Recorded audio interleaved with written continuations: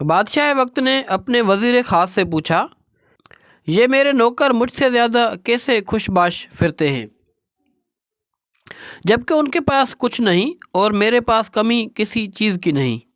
وزیر نے کہا، بادشاہ سلامت، اپنے کسی خادم پر قانون نمبر 99 کا استعمال کر کے دیکھیے۔ بادشاہ نے پوچھا، اچھا یہ قانون نمبر 99 کیا ہوتا ہے؟ وزیر نے کہا، بادشاہ سلامت، ایک سراہی میں 99 درہم ڈال کر سراہی پر لکھیے، اس میں تمہارے لیے 100 درہم ہدیہ ہے۔ رات کو کسی خادم کے گھر کے دروازے کے سامنے رکھ کر دروازہ کھٹکھٹا کر ادھر ادھر چھپ جائیے اور تماشا دیکھ لیجئے۔ بادشاہ کو وزیر نے جیسے سمجھایا ویسے ہی کیا۔ سراہی رکھنے والے نے دروازہ کھٹکھٹایا اور چھپ کر تماشا دیکھنا شروع کر دیا۔ اندر سے خادم نکلا، سراہی اٹھائی اور گھر چلا گیا۔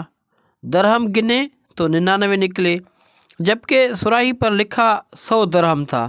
سوچا یقیناً ایک درہم کہیں باہر گرا پڑا ہوگا۔ خادم اور اس کی سارے گھر والے باہر نکلے اور درہم کی تلاش شروع کر دی۔ ان کی ساری رات اسی تلاش میں گزر گئی۔ خادم کا غصہ دیدنی تھا۔ کچھ رات صبر اور باقی کی رات بک بک اور جھک جھک میں گزری۔ خادم نے اپنی بیوی بچوں کو سست بھی کہا، کیونکہ وہ درہم تلاش کرنے میں ناکام رہے تھے۔ دوسرے دن یہ ملازم محل میں کام کرنے کے لیے گیا تو اس کا مزاج مقدر، آنکھوں سے بے خوابی، کام میں جھنجھلاہٹ، شکل پر افسردگی عیاں تھی۔ بادشاہ سمجھ گیا کہ 99 کا قانون کیا ہوا کرتا ہے۔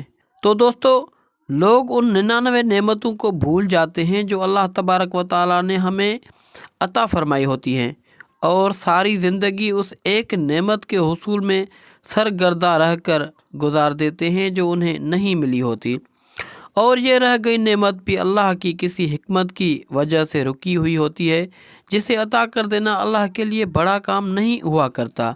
لوگ اپنی اسی ایک منقود نعمت کے لیے سرگردان رہ کر اپنے پاس موجود 99 نعمتوں کی لذتوں سے محروم مزاجوں کو مقدر کر کے جیتے ہیں۔